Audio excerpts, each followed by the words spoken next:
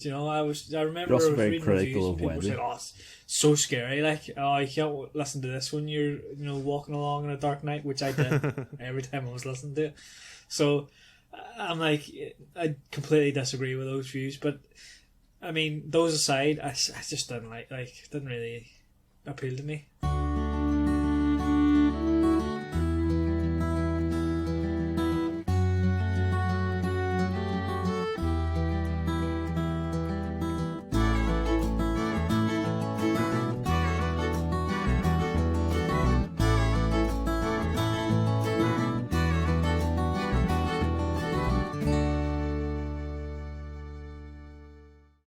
All right, so I suppose we'll introduce this episode. This is a special bonus episode of the Audiobook Club podcast. In this episode, we will be just reflecting on the year, going through our top 10, going back through the books that we've reviewed, and seeing if our opinions have changed on it, what we think about the books now upon reflection. So I guess we'll just crack into it then. Book number 10, that averaged 2.25 between the four of us, was Blood Meridian. That comes in as number 10. So I guess, Jason, this was your pick, so we'll start with you then. What's your opinion on this book? Has anything changed for you?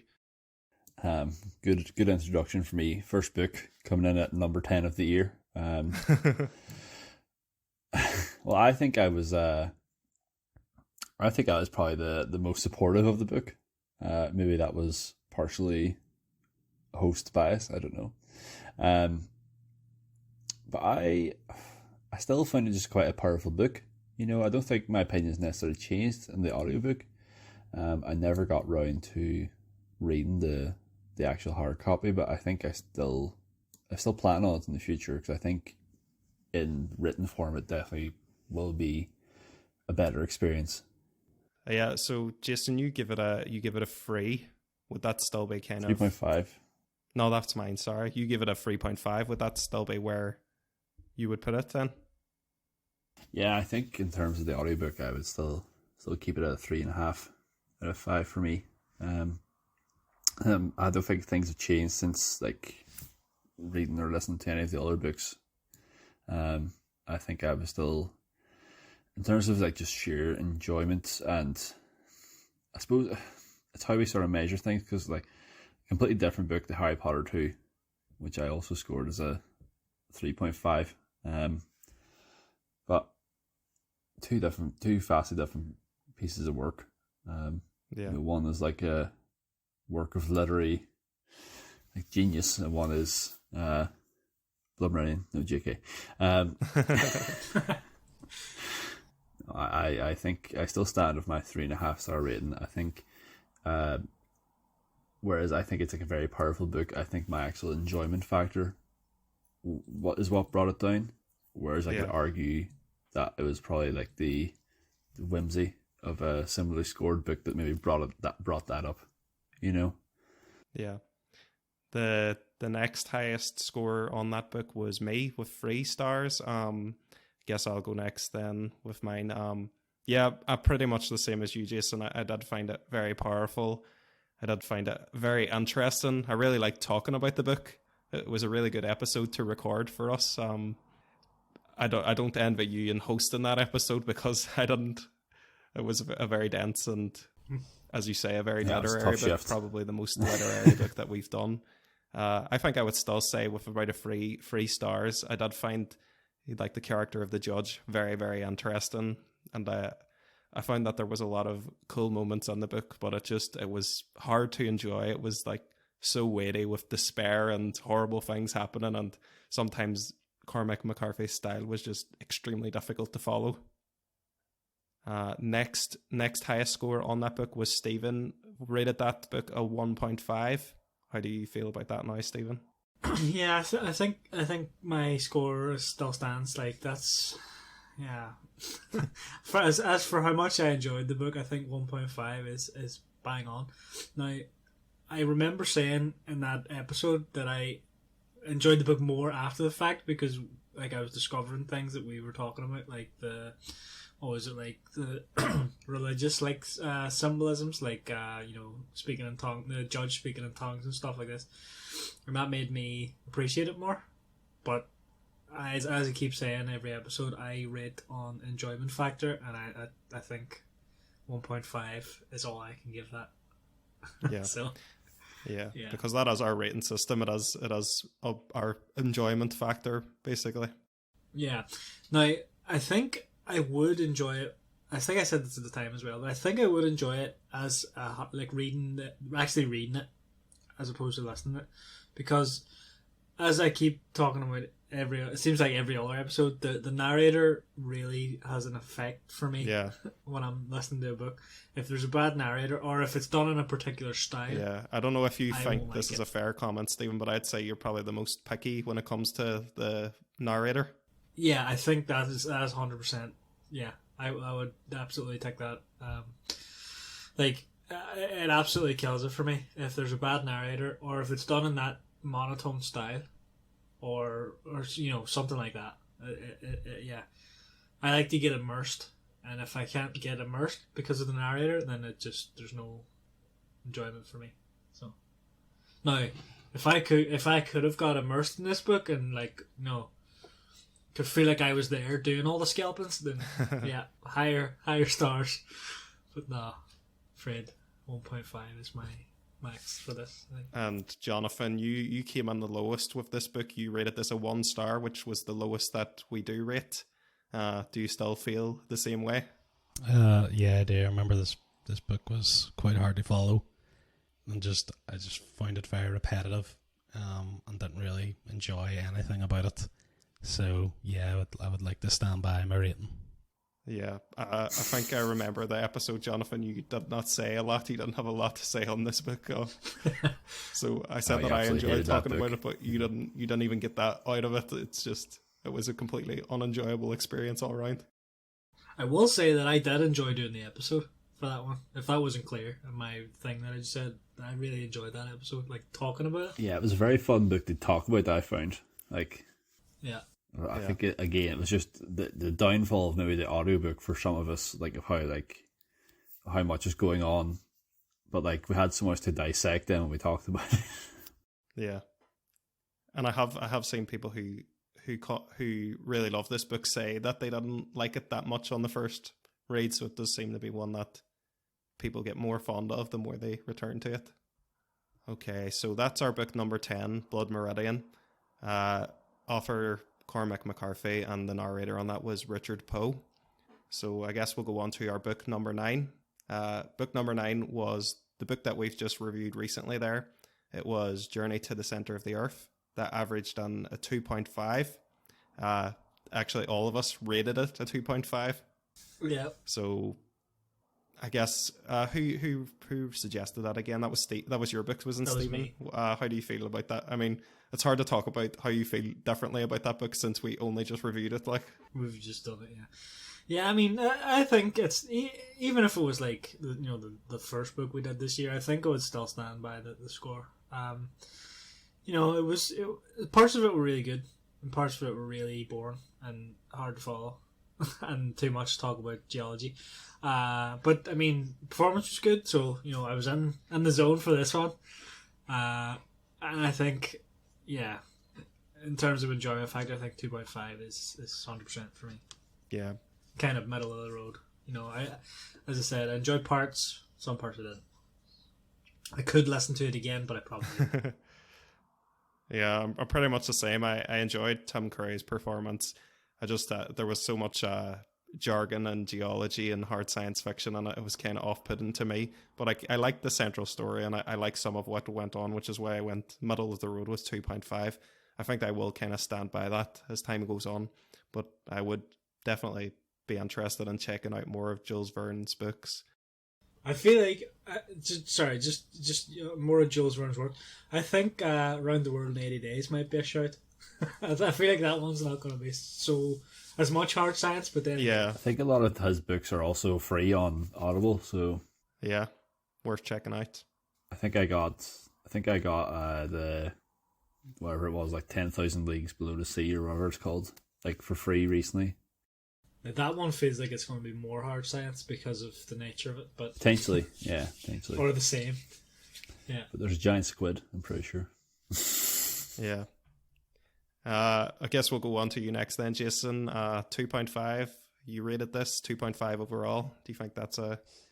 Yeah. Do you stand by like I think that's a fair rating. I think the fact that we all came in at that score, we all had it in our heads before at the very start.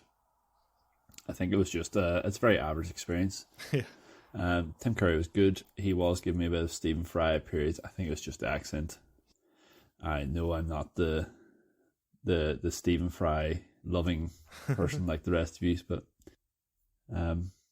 yeah, I have nothing else really to add. I think, it's just, as you say, quite hard science, dragged a bit at times. There was some good bits, but overall, like, I probably only enjoyed about half the book, so I think 2.5 sort of in the middle's fair enough score. Yeah. That should be like the blurb on the front of the book. A very average experience. Jonathan, you were the same as everybody else. 2.5 overall. What do you think now, this whole couple of weeks later? Yeah, I mean, that's, again, only a few weeks later, so not much has changed in what I thought about it. I enjoyed parts of the book. Didn't like other parts. It was just a very average book for me in terms of enjoyment. I think whenever I watched, I think I mentioned a lot about the movie. I think the movie's a lot better, the Brendan Fraser one, but that's possibly only because Brendan Fraser's in it. But I just this one it's maybe just because it's a bit old. It was probably better back whenever it was written and more this was kind of proper science fiction. But now it just doesn't hold up for me in this day and age. But yeah, so I stick by what I said. Yeah, I think that was the prevailing opinion, that it was very much a product of its time. So anyway, that was Journey to the Center of the Earth by Jules Verne and read by Tim Curry, and that was our book number 9. Okay, so book number 8, a book actually that I did not read or take any part in the podcast, is Slow Horses by Mick Hearn, narrated by Sean Barrett. That was Stephen's pick. So that book came in, Mick and Stephen both gave it a very decent score, but there was a certain Jonathan Kane who gave it a 1 out of 5. So Jonathan, I'd like to hear your opinion first on Slow Horses. So has things changed at all? Would you still give it a 1 out of 5? Did you ever go in towards a TV show at all? I think I said this back at the time. I think I probably would like the TV show. I think the book, reason I scored so low was because, again, it was just one of them ones that's hard to follow, whereas a TV show might be, obviously, you can see the thing, so it's a bit easier. But I remember not enjoying this book at the time. I think as well, just because I do know more about it now, if I read it again, probably would maybe scored a bit higher because I would be able to understand what's going on more. But I think as a first read, yeah, for me it was the same score. Yeah, so 1 out of 5 for Johnny. As I say, before I go on to Michael and Stephen, who both give it a 3.5 out of 5, I actually never got round to reading Slow Horses or watching the TV show. I think I might have watched the first 10 minutes of the show and then got distracted and then just never went back to it. But it's there. It's on my list. Maybe someday. Season 3 just came out, so I've seen that. I was actually saying that to Michael before we started. I must say to Stephen that there's already 3 seasons of this show out. When Stephen picks the sequel, you can catch up on the first one then. I might do that too. Well, I would give it a go. I mean, I think the plot sounds quite interesting. Right. Well, I'll go to Michael next, even though he's both scored 3.5. So, Michael, if you could tell us, would you, on the basis of all the other books we've listened to this year, would you change your score 3.5 out of 5, or are you sort of going to stick? Yeah, I think 8 on our overall list seems kind of low for this, but I think that it's very much dragged down by the fact Jonathan did not enjoy it at all. A 1 star it definitely impacts the overall score. A 3.5. A 3.5 for me does feel about right for this book. I think I said at the time of the episode that I think I would enjoy it more if I revisited it. and listened to it again, I thought the performance was pretty good, and I thought the writing was pretty good. The characters were all engaging, and the story itself was engaging. And I would be interested to check out the TV show. I still haven't, but if somebody were to just sit me down and say we're going to watch Slow Horses, I would not be, I wouldn't see it as a bad thing. I'd be like, yeah, let's do it. Okay. I'll be down after this episode. Someday. I'll watch it someday, I promise. Right, well, Stephen, I'm pretty sure it was your pick, so you give it 3.5 out of 5 as well, based on the following year, based on the next 2 seasons of the show. Would you change anything at all? Well, I haven't seen the latest season yet, but I think I would rate it a bit higher, just looking at my other scores for the rest of the year. And Rivers of London I put as a 4. I think this would have been either as good as that or maybe a bit higher, so I think I would bump it up a little bit. But I mean, it's fine.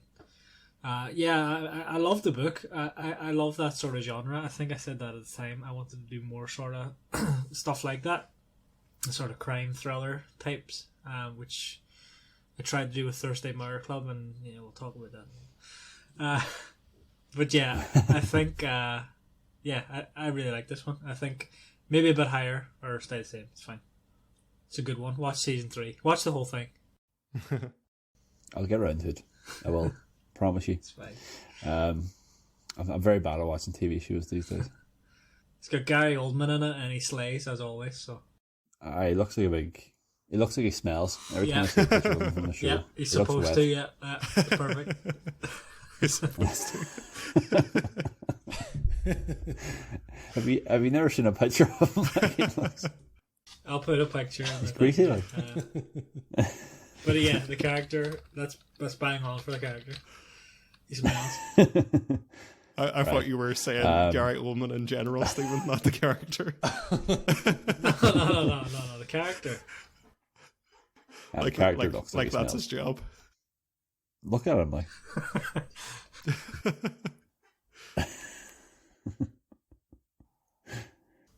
Yeah, so thanks for that, lads. So we're going to move on to number 7 of our top 10 list. So this was actually my very first episode on the podcast, which is way back in May, which actually seems a long time ago. I didn't think it was that long ago. That is weird. So that book was Thursday. Yeah. So that book was Thursday Murder Club, by Richard Osman, formerly of Pointless, and narrated by Leslie Manville. So Stephen hosted that episode. Stephen, did you pick that book? I did, yeah. I picked low scores. You did, yeah. It's no. Well, I mean, I picked 10th on the list, so that book came in as, say, number 7 on our list. So actually, the lowest 2 scores were actually from Stephen and Michael, who both gave it a 2.5 out of 5. Would either of you like to chat about Thursday Murder Club? Would you change your scores? Is anything? I can go, yeah. I mean, I was looking at the scores that I've given everything else, and I kind of conflicted because, like, I rated this, what was it, 2.5, which I also rated for The Shining and Journey to the Center of the Earth, and I think I enjoyed this more than both of those. But really, I mean, I don't know if I can put it any higher because, like, it was definitely a middle of the road book for me. There was a lot of interesting stuff going on. But I think I wanted more out of the book after what Slow Horses gave me, as I was saying before, and it just didn't get it. I think, as I said, I think we talked about this in the episode as well. I had expectations for this book, and it was completely wrong. I was expecting a super crime thriller, and it's just a cozy wee mystery. So I think 2.5. I think I would keep it the same. Fair. Thank you very much, Michael. Would you change anything? I think I probably would review this more favorably as well now. I look at that score 2.5 and I'm kind of like, God, I didn't realize I rated that low. I can't really remember what my issues were with the book. Maybe I found it slow as well or something, but when I think back to it, I think, it was a pretty decent story. I enjoyed it. So yeah, I'm surprised kind of that I was that low on it at the time. I probably think I would review it more favorably if we revisited it, or if we continued with the series. I think I find the resolutions kind of unsatisfying was a big thing for that book. Yeah, I think that's why you really Yeah, I was going to say. Yeah. I think back. Yeah. I think that's why he's had the issue. Yeah. Yeah, I thought it was kind of, it was unsatisfying the way it was resolved. It wasn't foreshadowed well, I didn't think. But I thought the characters were really well developed. There was maybe a bit too many characters. I would have probably liked a smaller cast than this. It was kind of, there was a bit too many. I would have preferred if it focused on the main cast a bit more. There was a bit of keep people popping out of left field a lot and stuff. But yeah, no, I think I would review this more favorably if I did today. There you go. That's interesting. Actually, I'm surprised to hear that from both of you. I know, Stephen, you sort of say you kept it where you did, but you're wavering about taking it up. I am definitely on the fence, just based on the other things that I rated the same. I think it's a bit unfair to match some of them. But we talk about them when we get to them. So then it was Jonathan next. You scored it a 3 out of 5. Jonathan, anything to add? I'm actually surprised that I rated it higher than them guys. No, I think it's about right. Like, I was thinking there myself, if I had a rated like 2.5, I would have been on the fence. But now, yeah, I think 3 was about right. I didn't hate the book. I did think it was enjoyable. Yeah, we did. I think we all agreed we had some problems with the that actually didn't make sense. And it was maybe a bit too much on the cozier side rather than the mystery side. But yeah, I think 3 is fair of what I thought of the book at the time. Yeah, thank you very much for that, Johnny. So then myself, I scored it the highest. I had previously read the book before, or listened to the book before, and listened to its 2 sequels at that stage. Actually, the 4th one's out now, which I have bought. I haven't listened to yet. But I don't know. I actually think I would maybe, looking at some of the other scores, I think I'd maybe bring it down to a 3. Yeah. To be honest, I think... I was expecting that. Like, I was going to ask whether you had kind of like first timers, feelings where you kind of have to go high. I don't know if it was that. I do enjoy the book, but now when you compare it to the other 2 books, I've scored a 3.5. Like, to say, one's a Harry Potter book, which is like an easy listen, and one's as we said, like Blood Meridian. 2 vastly different books, or 3 vastly different books, but I find it hard to look at all 3 of those and think they're all the same quality. Yeah, I think that's why we always say that we don't rate on objective quality. It is just subjective enjoyment, because I think like we're not really qualified to do the objective quality or anything. So, and it keeps us kind of keeps us right from people saying, "Oh, how can you say X is a better book than Y?" And we're not ever saying that. We're saying that we enjoyed X more than Y. Maybe I tell you, I've got an A level in English Lit, okay? I know what I'm going. No, I don't. You're got sorted. I don't. Yeah, but I think I still maybe would bring it down to a 3, potentially. Even though I have gone ahead and listened to the sequels, I don't know if a 3.5 is still where I would be happy to keep that. So yeah, that was book number 7. Okay, so number 6 on our top 10 list is The Final Empire, Brandon Sanderson book. Yeah, Michael, do you wanna jump in? You recommended this, and you're a big Sanderson fan, so. Yeah, I recommended this because we had not yet done an epic fantasy book, and we said at the start of in our very first intro episode, we all said that we were fantasy fans. So I was like, okay, we need to do a fantasy book. And I thought, Brandon Sanderson, he writes, his books are basically like Marvel movies. They're fun. They're very, very action orientated. I was like, everybody will love this book. I'll put it down. And then Stephen just completely knocked me back when he immediately said that he wasn't lukewarm on the book. He didn't dislike the book. He hated the book, which really that actually made it hard to host that episode, Stephen, because I was so thrown back by that. I had to like reorientate myself that entire episode. Have to keep you on your toes, just Michael. That's it. Put our friendship on the rocks a wee bit. That we did struggle for a while after that, yeah. But I don't know. Do you want to save your review for your opinion again for last, Stephen, or do I'll you go want to go last? Yeah, sure. No, I can go last. Do you want to? So you give it a 4.5. Would you stick with that, or do you think? Yeah, I would definitely stick with 4.5. I really, really like this book. I do find it a lot of fun.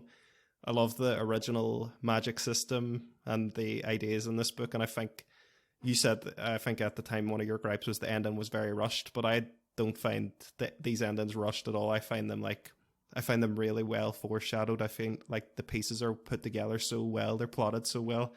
And it's just this constant revealing of answers. And it's not like something like Lost where something comes out of nowhere. It's always set up very intentionally. So and I know a big issue you had with Michael Kramer as well. You did not enjoy him at all.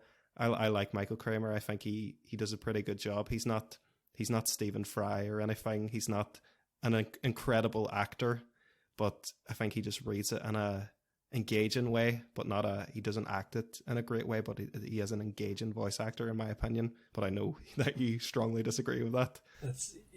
I can't quite remember, to be honest.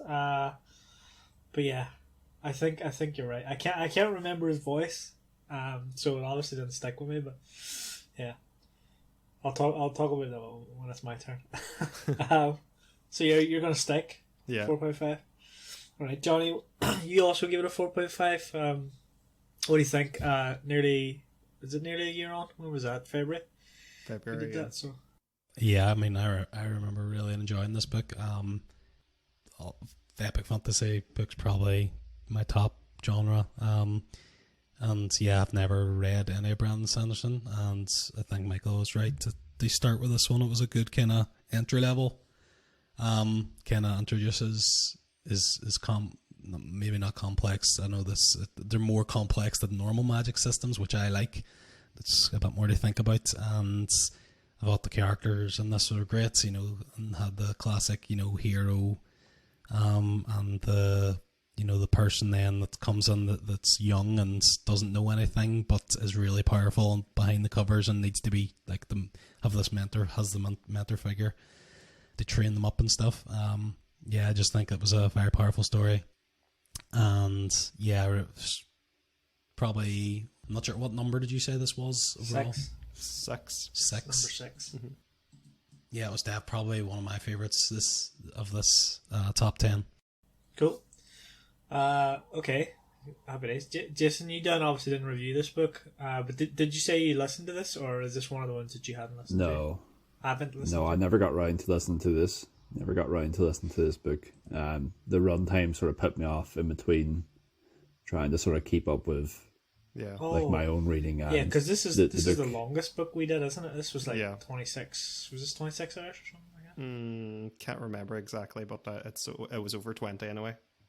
I do think it sounds interesting. Same with Slow Horses. It is something that I maybe potentially would like to listen to. It's just I have so many other books I would like to listen to as well. Yeah, it is one you have to commit to, and I think as well you have to really you can't like listen to this one and then stop for like a chapter of this and then a chapter of a different book. You kind of have to stay with this one, I think, or else you just lose track of what's going on. See, the funny thing about this is a lot of the books I read, I pick are books that I really love, and I'm like, kind of like, I hope you guys like them, of course, but I don't really mind. Whereas this one was specifically chosen as a crowd pleaser. Something like The Humans, I was like, these guys probably, I don't know if they'll like this, but I really like this book, so I'm going to pick it anyway. But you really did like that. Then I picked The Final Empire, thinking everybody's going to love this, and Stephen hated it. That's part of the fun. I'll listen to it someday and let you know. Yeah, so I guess on to me then. So yeah, I rated this the lowest with a 1.5. And to be honest, I think I would stick with that because in terms of enjoyment, the other book that I rated as a 1.5 was Blood Meridian. And yeah, funnily enough, those were the two books. Those are the only two books that I've ever had to listen to on like sped up. I think Final Empire I ended up listening to like 3 times speed. Like I built up to that. Obviously, I can't remember if I talked about that in the episode, but I built up to that. You did. Yeah, and I think Blood Meridian was 2 times or something like that. But anyway, Yeah, I think a lot of the gripes that I had with it still stand. I can't remember about the narrator, like you were saying, Michael, but I guess if he was bad at the time, I wouldn't like it now. From what I remember of the plot, there was a lot of stuff about balls that she kept going to. She kept going to these like dances, and then it was pointless for some reason, and it was like really annoying. And there were so many of them and they were all exact same. I was like, Jesus, can we get to some like fighting or something? And then there'd be like, hints that there was going to be some action scene, and then it would just be like, this happened while you were at that party. Jesus. And then I think from what I remember of the ending, there was this big build up to like a big battle, which happened off screen. Is that right? That not was off screen, but off. That wasn't the end battle. That was about 75% around that region. The actual climax of the book, you do see that, but I know what you're on about. You're on about where the army gets dismantled, and that's does happen off screen. Yeah, there was a whole some build books up to do that, that, and then like, I was like, okay, this is going to be amazing, and then it just ripped that away from me, and then I just ruined the whole thing. The magic system, I can't remember what I said at the time, but thinking on it now, I think it is interesting. Maybe it does. I don't know. It's not. It's because it's so like everything's so woven together. And based in science. I think something about that just doesn't sit right with me. I don't know. Not that it doesn't sit right with me. It's just a bit jarring in some ways. I'm not sure. It's not whimsical enough. Is the thing. I like magic to be full of whimsy. Yeah, there is a spectrum of like magic. The more you explain of it, the more it kind of loses its wonder. But you get to use it more as a thing to solve plots because and like in Lord of the Rings, Gandalf's magic, it's really random, but that's what makes it kind of magical. But at the same time, you can't really use Gandalf's magic to win the battle or anything because we don't know how it works, so therefore it would be unsatisfying to use that to win the battle. So it's kind of... Gandalf doesn't even do magic, he just knows how to light fires and stuff. Yeah, and he does that big light when he's like in the movie when he's charging down. I can make a really big light to everyone. And the Hobbit, the trolls, he just tricks. Well, I suppose Bilbo tricks him, but yeah. He moves he moves the bush out of the way with his staff. That's it, yeah. That's pretty good magic. Let's see that the thing is. Speaking of the Hobbit, that skips the battle. Sorry, just. So speaking of the Hobbit, like that skips the battle. Yeah. Let's not talk about Game of Thrones season 1 does that too. Let's not talk about the show anyway. I'm pretty sure Dune does it as well. Seems to be a thing. Don't like it though.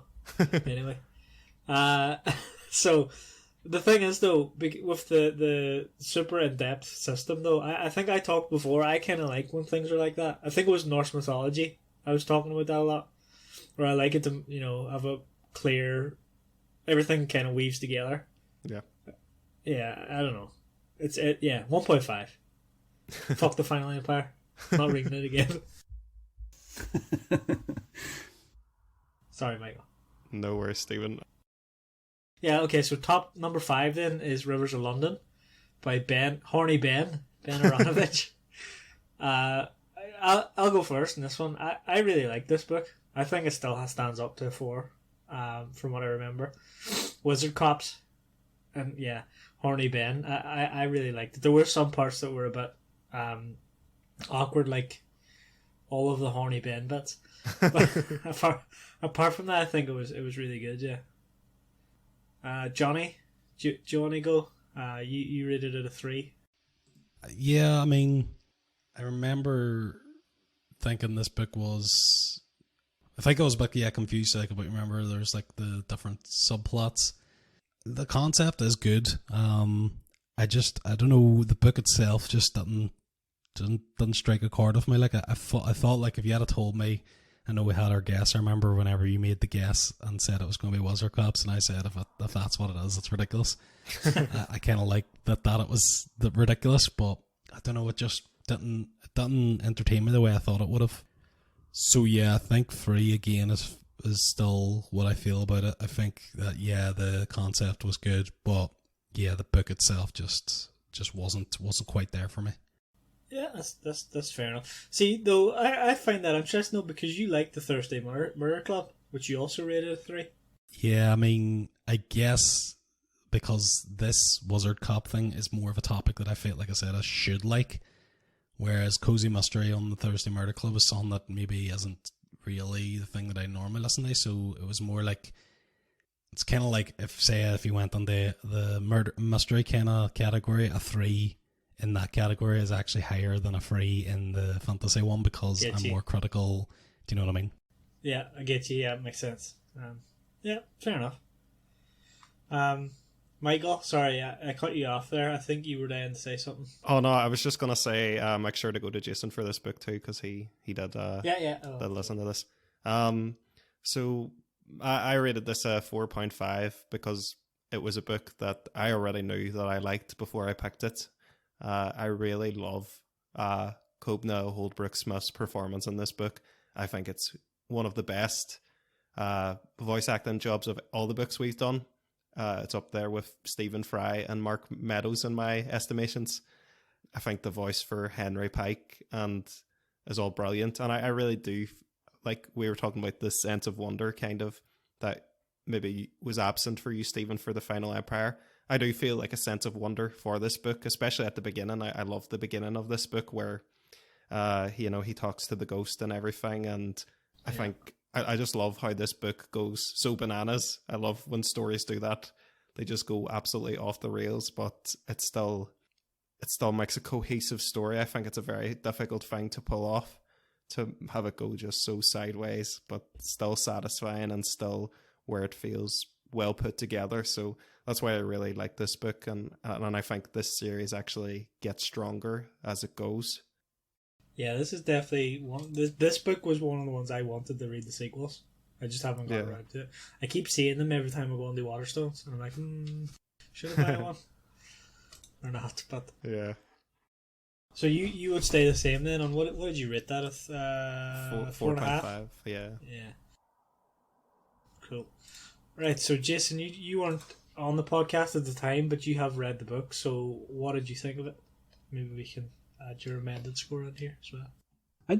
I remember liking this book. I remember almost buying the sequel. So I was keen on like continuing the story forward.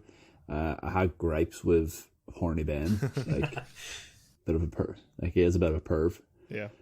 So I mean, if that improves in the further books, I'd be happy. But I did enjoy this book. I really did. I think I would give it like maybe a 4 out of 5, to be honest, from memory. Yeah, I did like the whole magic system and everything about it. So cool. I don't know what that would do to the scores if we put yours in there, but it's probably around the same. Probably bring up maybe the 4. Higher, yeah. It would tie it level with our number 4 book if we added Jason's score. Yeah, so on to book number 4 in our top 10 ratings, and that was Harry Potter and the Chamber of Secrets by J.K. Rowling, narrated by Stephen Fry. So the lowest rating here was Jason, who was the host of the episode as well. So Jason, do you want to talk about, do you still feel this way? Yeah, it was quite a recent book for us. I mean, I wouldn't change very much about my rating. I think I made my feelings well known about the second book. It's definitely the worst of the whole series for me. I think a 3.5 is fair for it. Like, I think it's still enjoyable. It can be a pain at times, also. So I'm just going to keep it 3.5. I'm happy enough with that. Cool. And then myself, Michael, and Stephen all agreed in our scores. We all gave it a 4. So we'll go to you first, Michael, and then to you, Stephen. What do you think? Yeah. I suppose I'll just bring it up then to the listeners that this episode was not published on Spotify at the time, and it's still not at the moment of recording. I hope by the time you hear this episode that is fixed. We weren't aware that it was not on the Spotify feed because we were still getting downloads, but we've now become aware those downloads were coming from other platforms. So it's published on other platforms, but it's missing from Spotify for some reason. hopefully we have that resolved. Sorry about that. It's going to be a lot of people listening to that out of order then, but hopefully it still works. Just, like Pulp Fiction or something, listen to it out of order and it still works. But yeah, so I rated this a 4 anyway. I think 4 is about accurate. I said not 4 out of 5 is my floor for the Harry Potter series. It's what we rate for a good book, and I think this is a good book, but it's not anything more than a good book. It's not anything special in the Harry Potter series. The other Harry Potter books are much better than this. It's still got good moments. It's still pretty funny. It's a good adventure. Ron, Hermione, and Harry, the main cast, are really good in this. We get more on the Weasleys, which is really good. But yeah, that's not. I think the word I kept using this episode was there just wasn't enough consequence to the series from this book compared to like future ones that change a lot and they change the status quo. It's not a filler book, but it's the closest to a filler book that the Harry Potter series gets, in my opinion. Yeah, and for me, I think I would drop it down maybe a half point, because again, looking at the rest of this, maybe even to 3. I give it a 4, but I think I might drop it to 3 because I think I would rather reread Slow Horses and Rivers of London, which I both give 3. I give Rivers of London a 4 and Slow Horses 3.5. I think I would rather read those ahead of this. I do love the book, don't get me wrong, but I think based on the rest of this, I think I have to drop it. Yeah. It's interesting. It's probably the biggest drop. Didn't see that coming, did you? Don't Jesus, you just that's a big drop. Just absolutely thrown an oar spanner in the works. I myself go to 4 as well. I'd agree with what Michael definitely said there. It's not the strongest in the series, but still quite an enjoyable book. Again, I've only read it's only the second time I've listened to that book. So I guess, Stephen, maybe because you listen to these or read them every year, you're a bit less. You just know them like the back of your hand. Like you'd probably rather read the other ones. Yeah, I mean, I probably will definitely be listening to this. Hopefully in the future again a few times. I still really enjoy the Chamber of Secrets. So, but yeah, I agree with what you said. So I'm sticking with my 4. So the next 2 places are actually a tie. So joint for second was The Shining, by Stephen King, narrated by Campbell Scott, and Hitchhiker's Guide to the Galaxy by Douglas Adams, and narrated by Stephen Fry. So we'll go to the Hitchhikers first because I think that was the further one, or the least recent of the 2. So that was actually chosen by me, again, just because of, how important this book is in terms of recent pop culture. The ratings, so Michael, Stephen, and myself all give this a 5, basically saying it's, up there as good as it gets in our entertainment. But I think we'll start with Jason, who gave this a 1 out of 5. So Jason, if you want to go through again, why would you give this book such a low score? How could you? I hate this book. I'm so glad that my 1 out of 5 has took this away from the top spot, because I could not live with that. This would have been the top book of the year had you given it any kind of half decent score. I absolutely despise this book. Yeah. I said before, like Stephen had recommended to me, I finally got round to listening to it, maybe late 2022, hated it then. I joined up on the podcast, and then Joffin, literally announced that this was the second book I'd be reviewing on the podcast, and I thought, oh my god, I have to listen to this book again. I just don't find it enjoyable, apart from that one bit with the whale. I would give it lower than 1 if I could.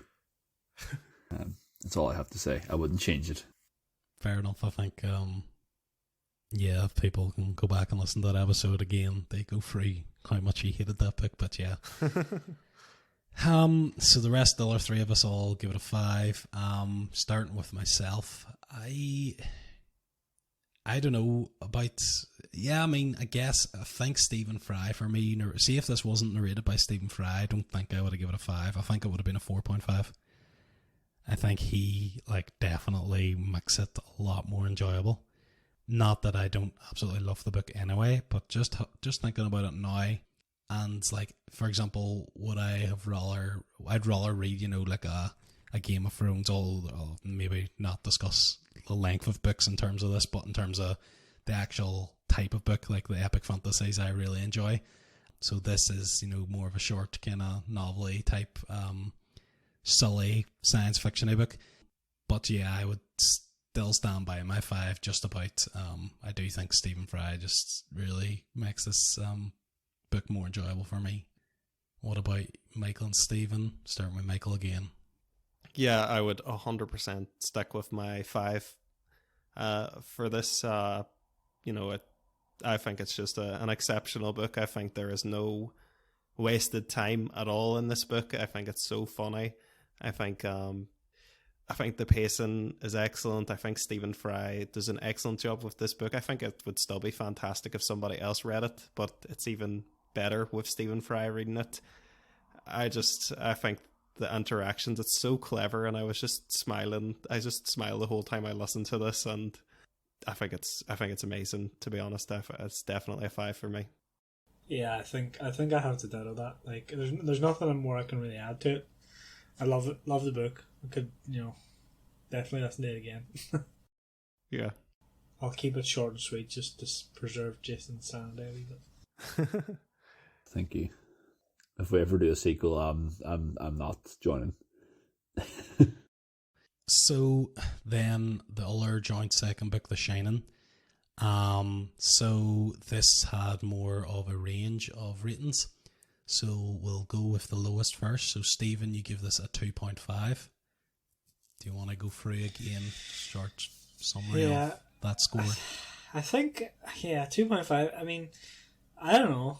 I can't even remember why I didn't like it so much. But I know that I wouldn't want to listen to it again.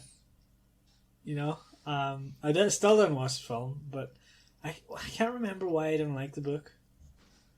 I think didn't like the abusive dad. Yeah, you didn't like husband. You didn't like Jack Torrance at all. Yeah, that's what. Yeah. And you said that you're not really a fan of some kind of horror movies, that you find them boring, and that you find this kind of boring. Yeah, that's what it was. Yeah, so it's a horror story, but it wasn't scary or anything. I remember I was reading reviews and people said, "Oh, it's so scary! You can't listen to this when you're walking along in a dark night," which I did every time I was listening to it. So I'm I completely disagree with those views, but I mean, those aside, I just didn't didn't really appeal to me. It was okay. I could again. I can't remember which book I said it about, but I could listen to it again, but probably won't. I think I would drop it maybe to 2. Because I probably could listen to Thursday Murder Call. Actually, was that the book that I said I wouldn't listen to again? Can't remember. But I think The Shining was lower than that for me. So myself, I was next lowest. I give it a 4 out of 5. I remember I hated the movie, but the book I found good. Again, I came on it from a perspective of not really enjoying or even associate myself with horror, the horror genre, and this I think kind of has maybe made me more receptive now to future kind of horror books, definitely from Stephen King. So I think was definitely a good book for my entry into this genre. I think a 4 is fair for me. Again, it was a great book, and I think what I enjoyed most about this book is that you're reading one of those absolutely very famous books, and just kind of seeing, what everyone has been talking about this whole time. So I think, I would stand by my 4. Then next was Jason on a 4.5. So Jason, want to go through? I think maybe at the time of recording, I was sort of hemming and hawing about my score. I wasn't sure to give it a 4.5 or a 5, and I'm still not entirely sure. I haven't given any book a 5 yet, and I just don't know if I can give The Shining that sort of 5/5 full marks. I loved it that much because I feel like I still had some gripes with it. But a very enjoyable book. I mean, the less we say about the movie, the better. I'm not basing the book score on that at all. I'm going to watch the movie. And I hope I love the movie. And I think it's like the best. I think it's an okay movie. It's just not. It's not The Shining. It's just the book is a lot better. The movie can be tense. Yeah. But yeah, I really like this book. I don't think I would push it up to a 5 out of 5. I think a 4 out of 5. I'm quite happy with. I mean, it's much higher than any of the other scores I've given any of the other books. So then moving on to Michael, you recommended this book. You've discussed many times of how you're a big fan of Stephen King on this podcast, and you give this a 5 out of 5. So do you want to go through what you think? Yeah, this is a bit of a picker's bias here, where again I picked this book because I knew already before that it was a highly rated book for me. So I knew coming on I was going to give this a high rating. It's one of my favorite all-time books. It was one of the first 5 or 6 books that I would have read on my own that wasn't part of something for school or something that I was made to read. So it was one of the first books that I read for enjoyment, and it just really captured my imagination and everything. I've got it's close to my heart, kind of, this book. It got me really interested in horror. And I love Stephen King's characterization. I love the way he writes. I love how he's so in the head of his characters. It's so realistic, all the invasive thoughts of characters and everything. Me and Jason in this episode, we defended Jack Torrance a lot.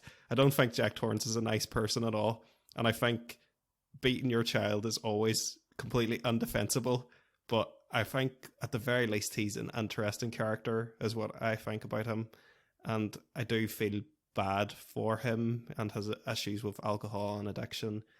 I find it a very raw story. It's written from Stephen King at a time when he was dealing with alcoholism, so he's clearly trying to work through things with this book. I found it very raw and very emotional and very uplifting in a strange way. I don't completely find it scary either, but I think I've said on the past in this podcast, I don't think horror necessarily has to be scary. I think as long as you care about the characters and they're in a peril that you care about, then that it's at least done its job. Like I said to Jonathan before, The Walking Dead is not really scary, but it's still a horror because it's doing horror tropes. So that's kind of how I feel about it. It's definitely a 5-star for me. It's one of my favorite all-time books. I was just going to say, just to go back to Jack Torrance and the whole, me and Michael defend him. I think you have to sort of take the character in the context of the genre of the book. Yeah. It is a horror story. You're going to have despicable characters. I still think he is somewhat redeemable. Yeah. I still think he's a dick. Don't get me wrong. I still think he's not a nice man. I think he still has a redemption arc, however. Yeah. But obviously, if he was in the likes of Thursday Murder Club, which is a very cozy story, he would be the villain. He would be. Yeah. It's all of it in the context of the book, and it's a horror book, so they're going to be bad people, they're going to be bad characters, they're not going to be nice, they're going to be multi-dimensional, and they're going to be flawed. Yeah.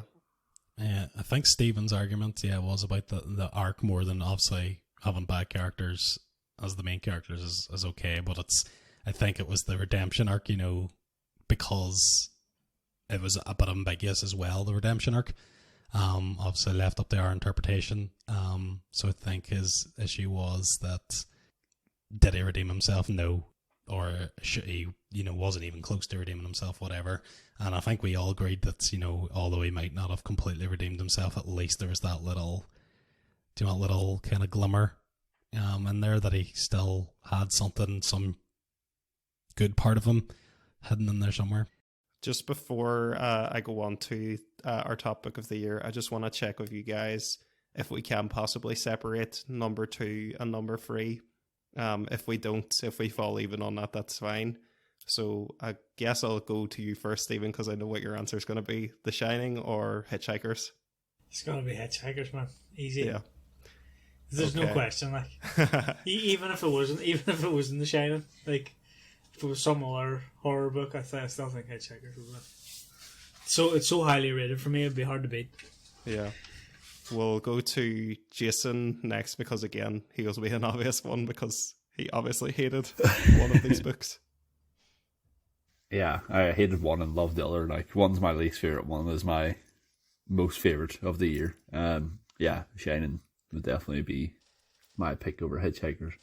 Yeah, and I think I'm probably the next obvious person here because The Shining was a book that I picked. They are very close for me, but The Shining would edge it for me. So, Jonathan, you are the decider whether these books are joint second or if we can separate them. So, what do you think, Hitchhikers? Unfortunately, I don't think they can be separated because I would definitely side with Hitchhikers still. Yeah, I mean, Hitchhikers is more closer to what I would normally read, although The Shining, I did say, was helping me get into that genre.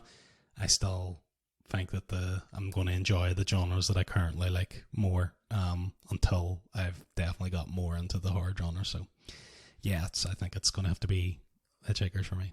Yeah, I think it's going to have to come down to who was the better narrator. So, sorry. Well, I think it got three fives out of fives. Yeah, it's fine. We can keep it. It's fair to stick it in second. Yeah, so joint second, those two, we're unable to separate them. So we will go to our number one book of the year. Our number one book of the year was recommended by Jonathan. Just checking, when did we review that? That was on March. Yeah. Long time ago. March. And the book that was our top book of the year was All Quiet on the Western Front by Eric Maria Remarque and narrated by Tom Lawrence. So, Jason, I'm going to start with you because you weren't on this episode and you did read this book, didn't you? So if you want to give your opinion on it now, do you think it belongs here on the top spot of the year? Yeah, I think it would definitely, in my opinion, it would be between this and The Shining for my two favourite of the year. I really loved this book. I was saying before we started the podcast, and I probably was chatting to you about it when we were on the stag do back in March, but like I listened to this book on the way to and from the stag do, and I really loved it. The story, I really shocked me. I actually did not expect me to like this World War One story so much, but I really loved this book.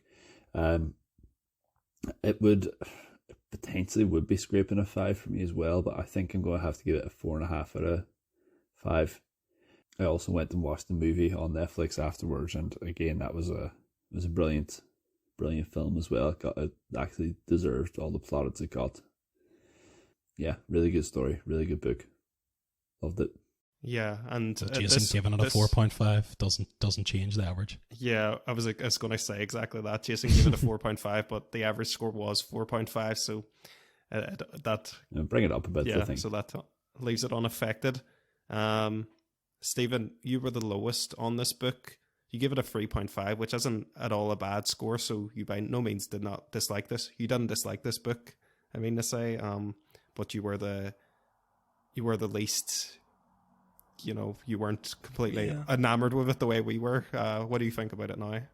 Yeah, I liked it a lot. I can't think of a bad thing to say about it, really, to be honest. But I mean, looking at the other scores that I've given, right, it's definitely below Slow Horses for me, right, and it's not better than Rivers of London, so I can't go higher. Yeah. I don't really want to go lower either, though. So it's a tricky one. I remember wondering why they got an English guy to do it and not a German guy, which I still stand by that point. I think it might have been more immersive if it was like a German guy doing it in an English accent, which is weird. Or no, sorry, a German guy saying it in English, so you have the German accent and everything, which is weird. But I don't know. Yeah, I can't think of a bad thing to say about it though, but I can't put it higher. Yeah. Jonathan, Oh no, I'll go next since you were the one who picked the book, so I'll give you the final word on it. Yeah, I stand by my 5 out of 5. I really, really enjoyed this book. I found it like, I think it does something that's so difficult in books, which is it's simple, it's easy to read, it's simple language, it's just so straightforward and so to the point, and yet it's so powerful. And I think finding that balance is so impressive in books. It's nearly like I don't know if any of you have ever read To Kill a Mockingbird, but I would nearly compare it to that, where it's a really simple written book, but it's just packs such a punch. I think it belongs in the Jonathan. I think you got this from a list of like books to change your life or something like that. It does belong, in that kind of esteem of list for me. It's an absolute classic, and I'm amazed that I only get into this book, this year from your recommendation. But I really loved the book. I thought it was fantastic, and I think it's deservedly number one of the year. Yeah, first of all, I'd like to thank my mom and my dad for raising me. To take top spot of this year is my absolute honor and privilege. I think that this being our topic of the year is completely justified. I give this a 5 as well, and it was my favorite book of the year. I agree with what Michael said. Simply written, but such a powerful book. And again, I think if I had a favorite genre of anything, it is war. I think that's why I like fantasy and stuff is so much too, epic fantasies, because it is always about like fighting and war. But this obviously is, although it's a fiction book, it's very much based on true events. I just think, this is just such an amazing book. I think it's something that everyone should read at least once.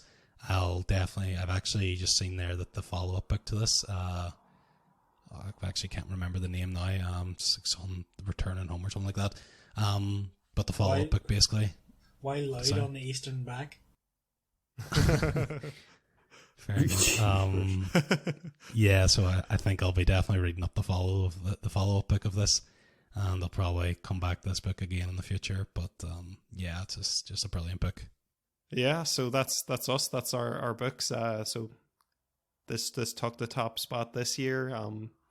It didn't quite get the 5 out of 5 all rounds that the humans got last year, Jonathan. So suck it. But we'll see.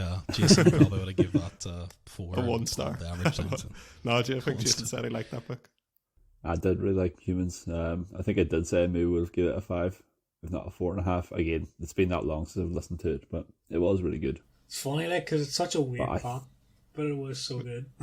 Yeah. But think about how you would won the Premier League, Michael. Like if you got 100 points one year and then got 90 the next year, it's still a Premier League trophy. It doesn't matter how many points you got. So. True, you won, Jonathan. I'll give you that. I am the I don't think I would give. I don't think I would give Humans 5 out of 5 purely because I would much rather go back and listen to All Quiet and the Rest in Front or The Shining. I think. Yeah. Crazy. I think the Humans would still be top spot for me. I've rated a good few books 5 at this stage. I'm very liberal with my 5s, but do you know? I know it was last year, right? But we haven't talked about it. So Matt Haig, who wrote The Humans, I was in Waterstones the other day, and I was nearly going to buy a kid's book because he was the author, and it was like. It was something like a mouse called something, and it looked like so weird for him to have written. But I thought it would have been fun. I think it was a Christmas book. I'm not sure. Oh, I've read a Christmas book by him. He does like children's maybe books. It's a pretty good book. Yeah. One thing I want to bring up, Michael, was just on the back of you saying you've given a lot of books like high scores. I was wondering, have you picked any sort of books that you haven't read before? No, I have always done books that I have already read and liked. So that's going to inflate my scores further, obviously, because I'm already like pre-picking these books. But it's just kind of like, it's books that I've read. And the reason that I do that is because I've always wanted to talk about these books. And now this podcast gives me an opportunity to talk about my favorite books. So I kind of rely on you guys. I don't really need to pick books that I've not heard before or not read before for my picks, because I can rely on you guys to introduce me to new stuff, and then I get the balance of I can talk about some of my favorites. is the way I view it anyway. No, that's a fair point. I was just going to ask, were you ever planning on changing that? But I can see your reasoning. I think I've got like the next 3 books that I want to do, and now I've read all of them. So I don't think so. I think it's always going to be books that I've read before for my recommendations, but we'll see. Yeah, so anybody who didn't keep up with the last episode there, just a reminder, the book that we are doing next, or the book that we are on currently and will be reviewing next, is Treasure Island by Robert Louis Stevenson. And it's various narrators. It's an audio drama, so it is. We will be reviewing that. That episode will come out on the 1st of January, so you won't hear from us again until 2024. Is there a forfeit for lowest ranked book? What? I feel like we should maybe like make a game of like a prize, like a forfeit for like the lowest rank of 2024 and best ranked book of 2024. I don't know, What? because judging by my scores, I don't like the odds. Yeah, that's not fair, because then I mix like Stephen picks obscure books that we're all going to hate, but he just wants to pick the obscure, and now he won't do that anymore. So Yeah. No, I still will. but then I'll do the forfeit. I think it for should whatever. be. I think they should either both be good prizes or both are bad. Like, rather than the top is good and the bottom's bad. So you're either striving to be the best book or striving to be the worst book. The thing is, I try and pick obscure books that I think are going to be good, but they end up not being good. Well, that's what I do as well. Like that's why I they're pick obscure. books that I think will be good. Do you have anything in mind, Jason, like or Jonathan, what they'd actually be? No, that was just something I came up with on the spot there. Yeah, we could throw it out to the listeners and see what they think. Is I there think anything? I've got a good idea. I believe that whatever the best and the worst book is, so say Stephen gets the worst book and I get the best book, which I think is what happened this year. Was Stephen, you were the worst one this year? No, it was Jason. No, it was me. Jason, right? So Jason gets the worst one, I get the best one, and then the other 3 people, so the other 3 use for the best, all buy the actual hard copy of the book, of the best book, and give that to me, and vice versa for the worst one. I'm going to have to read the Mistborn book, aren't I? So then if Jason picks the worst one, he has a copy of the worst book. I like that, yeah. Yeah. And I have the copy of the best book, the actual physical copies. Yeah, no, that sounds good. Really have a copy of the book, so yeah, it's a good idea. Okay, it is decided. Next year we will, in our review episode, we'll know by the time we do the review episode, so we'll have pre-bought the books. What about, just throwing this out there, what about whoever gets the worst book has to narrate the best book, but do really the book they like the least, but like really enthusiastically. Like, narrate the whole book. Maybe narrate the first chapter, maybe, but they have to do it really enthusiastically, like they loved it. I know. Whoever gets the worst book has to sing Firework by Katy Perry. from start to finish. I'll only be picking bangers then. Good books, that is, for people who are not from Ireland and know what banging means. No, the word banging can actually be used in both contexts, so it can actually mean something that's really good or something that's really bad. So if you say, how was that chippy, it was banging, that it was probably stinking. But if you're on about a book, it's actually hard to know. It's the way you say it more than anything. That's the way, It's like I'm learning Spanish, and like whenever you ask a question, you still say the same phrase, but you have to phrase it like. So if you want to say like what is it like, or what is that, you would just say like "qué." Like you have to actually like put it as if like you're asking a question. But if you were like say the word for what is "qué," so like if you were saying what, like as in what do you want, you would just say "qué." But if you were saying what as in you're asking the question, you're kind of like "qué." It's hard to explain that, like, but do you know what I mean? Cut that out. Cut that. Make that the intro thing. The something. Well, people that are actual Spanish will hate on me because that's probably completely incorrect. I didn't drink, by the way, on the staff night out. Good man. It was difficult. not because I wanted to, but because people were constantly giving me shit. They're like, "What? No." Giving you the whole, "You're not drinking? What? You fucking..." The whole fucking night. It doesn't matter what age Michael people are. Sessions I thought I thought that would have went away after like your teenage years or whatever, or like your early 20s, but nah. People in their 50s probably still like I picture an old couple in their 80s sitting about, and then one of them goes to have like a glass of wine and says, "Do you want one?" The other one goes, "No," and it's like, "What? What do you mean? What do you mean you don't want a glass of wine?